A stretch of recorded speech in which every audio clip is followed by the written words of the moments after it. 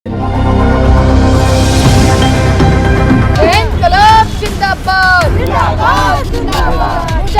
कांड क्यों नीतीश कुमार जवाब दो। ये जो नारा है उनका बेटी बचाओ बेटी पढ़ाओ बिल्कुल धोखा है। इन बेटियों को वो न्याय दिलवा दे तो यही बड़ी बात होगी। जिस तरह से महिला विरोधी चेहरा है, वो पुरुष सत्ता प्रधान सरकार है, तो उसमें ये सारी चीजें तो होती हैं, मगर जब सड़क पर आंदोलन होते हैं तो उसके दबाव में उन्हें कार्रवाई करनी भी पड़ती है। ये शर्मनाक है कि नीतीश सरकार के नाक के नीचे ये घटनाएं हो रही है और महिलाओं के साथ बलात्कार हो रहा है, नौकरी देने के नाम पर झांसा दिया जा रहा है, उनका यौन शोषण हो रहा है। कंपनी के द्वारा एक तरीके से नेटवर्किंग कंपनी के द्वारा कई बच्चियों का शोषण का मामला सामने आया है। उसको लेकर के लगातार पूरे बिहार में बवाल है।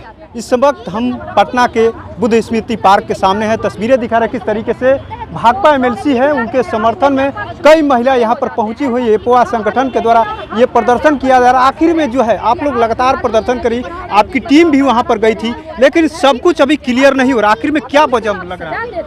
इसके तार मजबूती के साथ सत्ता के साथ जुड़े हुए हैं और इसी वजह से इतनी बड़ी घटना होने के बावजूद उसका मुख्य अभियुक्त मनीष सिन्हा गिरफ्तार नहीं हुआ है।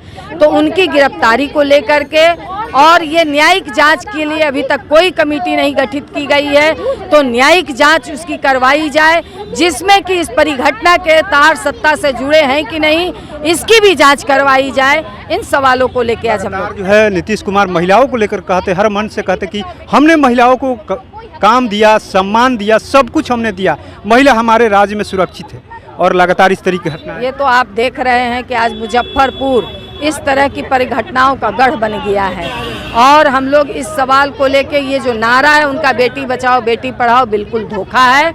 इन बेटियों को वो न्याय दिलवा दे तो यही बड़ी बात होगी। और बल्कि अगर वो कह रहे हैं जिस बात को, और हमारी बेटियां आज आकर के सामने आकर के कह रही है और इतनी बड़ी घटना हुई है, उन्हें तो सबसे पहले अपनी गद्दी छोड़ देनी चाहिए थी, मगर वो बने हुए हैं, ना न्यायिक जांच कर रहे हैं, ना उन अपराधियों को जेल में बंद कर रहे हैं। आप लोग कोर्ट भी जाएंगे क्या? बिल्कुल, इसके लिए हम लोग आंदोलन कर रहे हैं, सड़कों पे लड़ रहे हैं।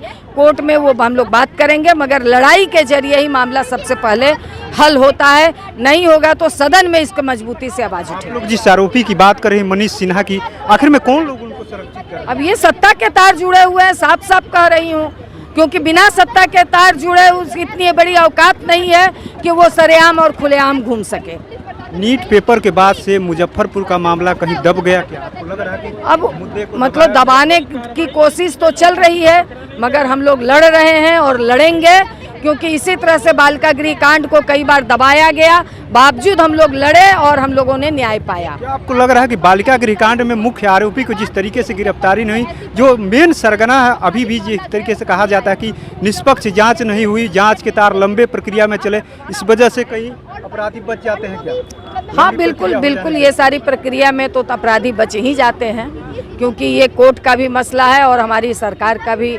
जिस तरह से महिला विरोधी चेहरा है, वो पुरुष सत्ता प्रधान सरकार है, तो उसमें ये सारी चीज़ें तो होती हैं, मगर जब सड़क पर आंदोलन होते हैं तो उसके दबाव में उन्हें कार्रवाई करनी भी पड़ती है। सरकार नहीं मानेगी तो क्या करेंगे? आंदोलन होगा, हम लोग बैठ करके तय करेंगे और तीखा आंदोलन होगा।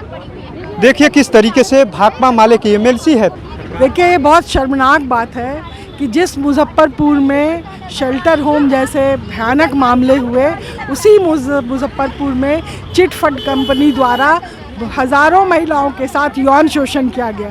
हम सब विभिन्न महिला संगठनों की तरफ से आज इस प्रोटेस्ट में आए हैं। जो मामला सामने आ रहा है उसमें पता चल रहा है कि बहुत बड़ी संख्या में महिलाओं के साथ यौन शोषण हुआ है और ये पिछले 3 साल से ये मामला चल रहा था। तो ये शर्मनाक है कि नीतीश सरकार के नाक के नीचे ये घटनाएं हो रही है और महिलाओं के साथ बलात्कार हो रहा है, नौकरी देने के नाम पर झांसा दिया जा रहा है, उनका यौन शोषण हो रहा है, ऐसे वीडियो वायरल हुए हैं। सरकार तो कहती है कि महिलाओं के लिए हम बहुत काम करते हैं। सरकार क्या काम कर रही है वो तो दिख रहा है ना।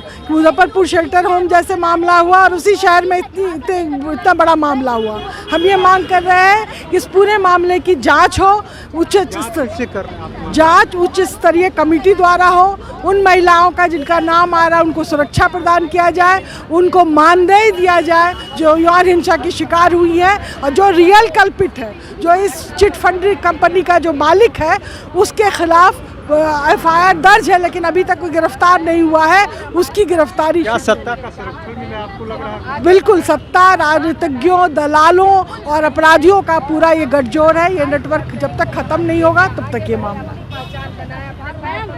आवाज नहीं खुल रही है कि तमाम जो चीज है वो कहीं न कहीं राजनीतिक दल के संरक्षण के हिसाब से हो रहा है। इस पे सख्त से सख्त कार्रवाई होनी चाहिए और जल्द से जल्द इन दोषियों को अरेस्ट कर करके उन पे कार्रवाई होनी चाहिए। जांच किससे मांग कर रहे हैं? जांच हम लोग मांग कर रहे हैं, पुलिस प्रशासन और जितनी भी नीतीश सरकार है, जो यहाँ पे सरकार है, NDA सरकार, कमेटी एकदम निष्पक्ष जांच हो, जो भी कमेटी बने वो निष्पक्ष जांच करे और जो दोषी है उसको तत्काल अरेस्ट किया जाए। अभी घूम रहे हैं वो, ये 1 साल पहले ही उस बिल्डिंग पे जहाँ पे अभी इस तरीके से घटना सामने आया है, जिस बिल्डिंग का, उसे 1 साल पहले उस बिल्डिंग का छापा मारा था।